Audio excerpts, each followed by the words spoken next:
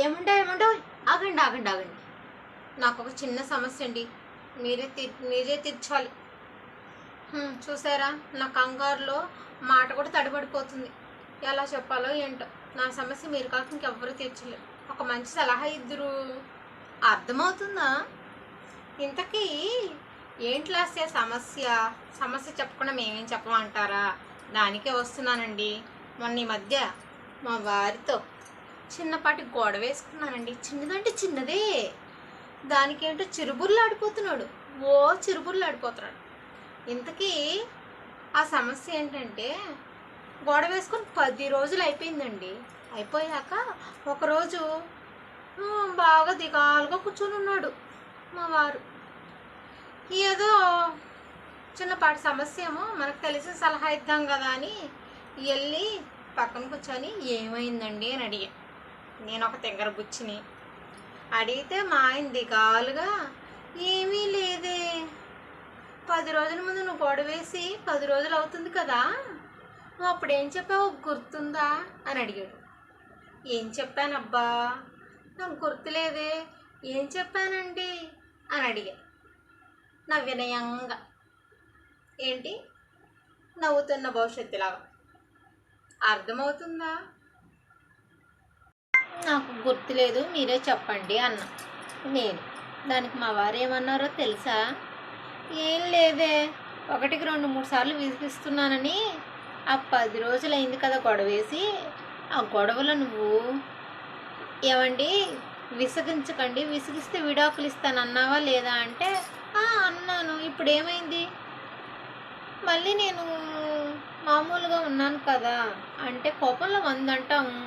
ఇప్పుడు ఏమైందండి అని అడిగితే మా వారు 10 రోజులు అయిపోయింది కదా, విడాకులు ప్రస్తావనే రాలేదు, ఎప్పుడు ఇస్తున్నావే విడాకులు అని అడిగాడండి. అర్థమైందా నా పరిస్థితి? ఇప్పుడు నేనేం చేయాలి?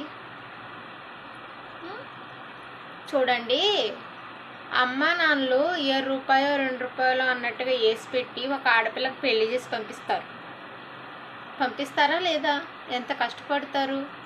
ఎంతో కష్టపడిన డబ్బుల్ని దాచుకొని మరి మొగుడిని కొనిస్తారు, ఏదో చక్కగా ఉంటారు అనేసి కదా. మీకు తెలియదేముంది? అలాంటప్పుడు ఏదో అరిచాడనో ఏదో విసిగించాడనో విడాకులు ఇచ్చేస్తే హ్యాపీగా బతికేద్దాం అనుకున్నాడు. అమ్మ ఆశ దోశ, నేనెందుకు ఇస్తా? అమ్మమ్మో, ఇంకొకరికి అవకాశం ఇస్తానా చెప్పండి? ఏదేమైనా అబ్బా అలా అడిగాడండి. అలా అడిగి ఏంటబ్బా ఇలా అడుగుతున్నాడు అనుకున్నా. తర్వాత బాగా ఆలోచిస్తే నాకు ఒకటి అర్థమైంది. రోజు నా దగ్గర పాపం చాలా బాగా ఇబ్బంది పడుతున్నాడు అనుకుంటా. ఒక్కసారిగా జైల్లో నుంచి రిలీజ్ అయిపోయిన మనిషిలాగా విడాకులు ఇచ్చేస్తే బాగా బలాదూర్లు తిరగచ్చు. బాధ్యత వదిలేసి